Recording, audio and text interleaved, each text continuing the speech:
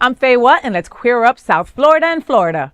Florida lesbian couple sues Key West over rainbow fence fines.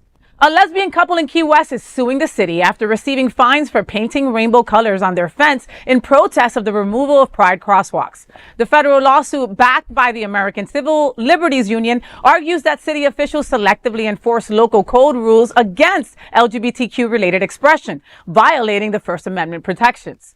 Coley-Sohn and Bagley-Sohn repainted 12 fence pickets at their Old Town home in rainbow colors after the Key West City Commission voted to remove decorated crosswalks following pressure from Florida officials.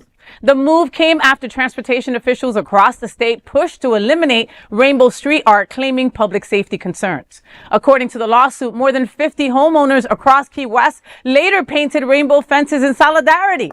But city officials cited the Bagley-Sohn family after receiving a complaint from a neighbor who is allegedly known for anti-LGBTQ views. The couple faced fines of up to $250 per day unless the fence was repainted white. They eventually removed the rainbow colors in March to avoid further penalties. The lawsuit also notes that many homes in Key West have door and shutters painted in colors that don't comply with city codes. Pictures in the federal complaint show examples around the city that never attracted code enforcement's attention.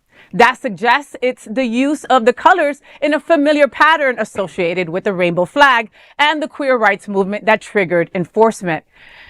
Florida really said, not that rainbow pickets. Baby, if a colorful fence threatens your peace that much, the problem is not the paint, it's the prejudice, okay? And Key West policing rainbows? That's like Miami banning Botox. That don't make no sense at all, like at all. Ooh. Well, okay, first off, this screams Karen from 100%. Start to finish. Now, Key West Old Town is like an HOA. Like, they are very strict about their looks and everything. So I will say that for them, that they're generally consistent. Yeah. On, like, especially on Duval Street and the first streets right off. But that said, we saw many little designs. I think we saw the pineapples. We saw the heart on a fence. So this is selective enforcement.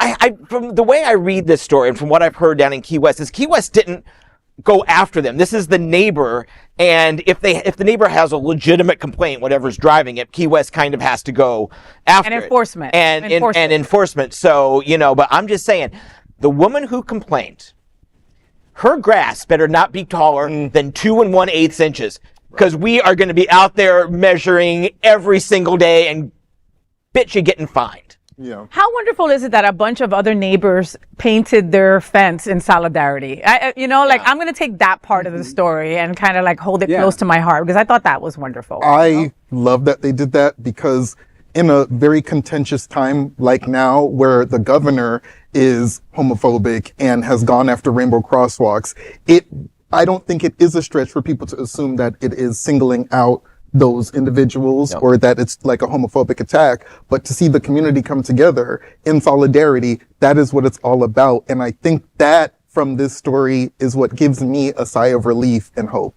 Yeah. Like, I remember when Key West used to be gay, folks. You know what I mean? Still is. Not really. Not with all those Trump shirts in all the windows and all the anti stuff. Like, it just doesn't feel as gay as it used to. According to my STD report, it's still pretty gay. Doxy works for you. There is no other queer nonprofit media platform like this in the entire world. Support our LGBTQ stories by sharing them and subscribing to Queer News Tonight.